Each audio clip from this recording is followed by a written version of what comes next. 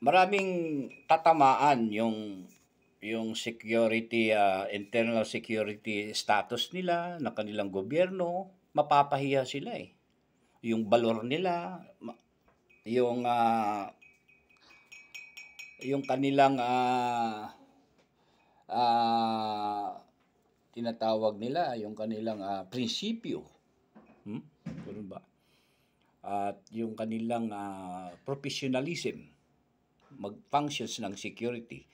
Ang Amerika, no, ay pumapapel bilang peacekeeping forces sa iba't ibang bansa na kanilang pinoproteksyonan. Kagaya dito sa atin, ang sabi ni Biden, ni President Biden is our security, our defense, treaty to the Philippines is ironclad. Paano mo ngayon sasabihin sa buong mundo yung mga ganyang mga pananalita na hinahangaan pa naman at kinatakutan na talaga ng China? Kaya-kayang pasukin ng isang 20 years old na bagito. Hindi pa naman kriminal, hindi pa naman nakapatay ng tao. Dahil good character naman siya. Yung presidente, incoming president nyo, kayang pasukin. Yung pinaka sikreto at pinaka matinding security ninyo na ay kayang pasukin ng isang na wala man lang kaabog-abog. No? Yeah. Dito kasi, kagaya yung isang tinanong ng isang kongresista, doon sa ibig sabihin, nakita na ng security personnel yung yung gunman, pero hindi pa niya binaril dahil ang sagot nung is hindi pa naman threat. Pero rolling crawl, gumagapang doon sa bubungan. Kami kasi mga security personnel kami, meron kaming tinatawag na kahit nasabihin mo na wala ka pang desisyon, wala pang nag-udyok sa iyo na go, fire.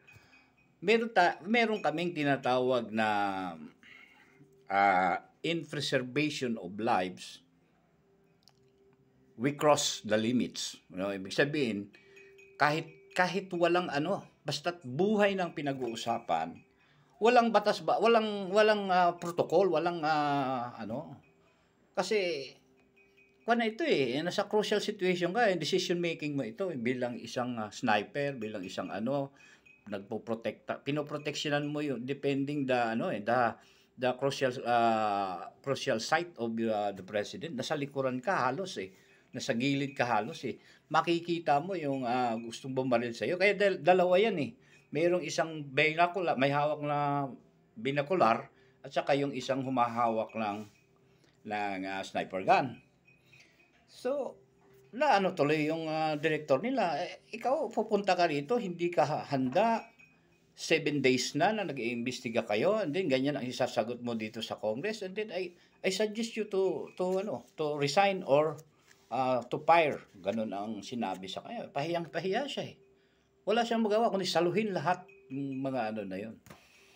Oo.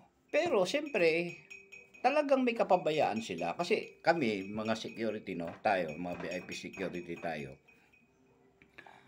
naiintindihan natin kung walang kwenta ang ginawa nilang security o hindi.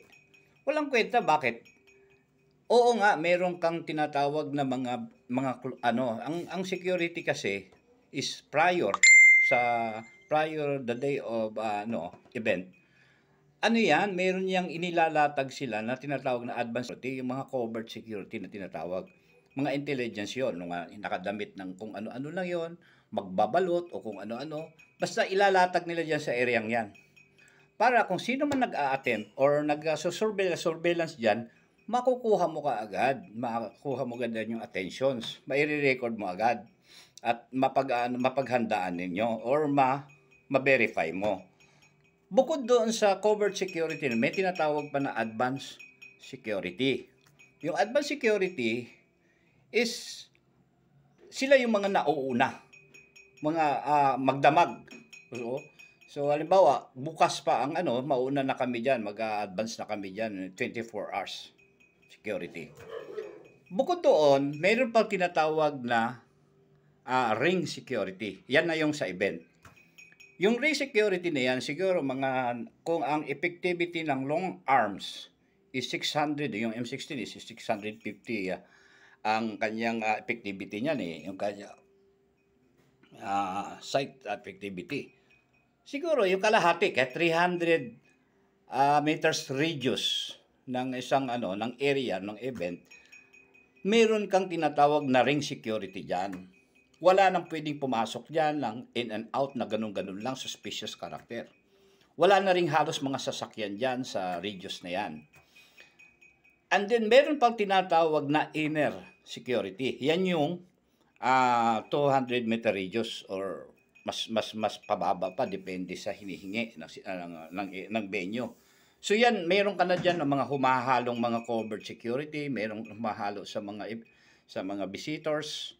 And then yung in and out na diyan is masyado ka nang mahigpit diyan. At meron pang yung pinaka close in security. 'Di ba? So dito kay Donald Trump, napakahina ng security ginawa dito ng kanilang binigay. Gawa ng kaya kahit ganun or baka siguro yung conspiracy sinasabi nila, pilit nilang pinalalabas pero wala, di man siguro aaminin. Pero sa tingin ng iba, no? Ako sa tingin ko diyan may mga third party yan. Pwede nilang i-divert kay Joe Biden yung yung pangyayari, masira yung Republican, yung Democrats, and then yung Republican ay manaig. But sa Republican pala nanggaling yung pangyayari na walang kaalam-alam yung presidenteng si Donald Trump. Maraming lumalaro sa isip ng tao pagdating sa ganyan. Kasi agawan ng posisyon. Dito, ang mo rito is yung moral lessons, no? Mangyari man dyan, man naging investigasyon nila, lumabas, lang dito, yung masasabi lang natin dito is yung moral lessons, kahit dito sa atin, sa Pilipinas, yung pagiging sakim sa kapangyarihan, yan ang maging ugat ng kaguluhan. Kaya, kung hindi talaga para sa iyo, ibigay mo. Bakit mo kailangang pumatay ng tao para lang manapanatili yung kapangyarihan mo o kaya para lang ikaw ay magwagi. So, ang ugat pa rin ng kasakiman, maliit man na anyo ng kasakiman o malaki, ay hindi yan yan yung nagiging ugat ng matinding kaguluhan. Maraming salamat po at magandang hapon po sa inyo lahat.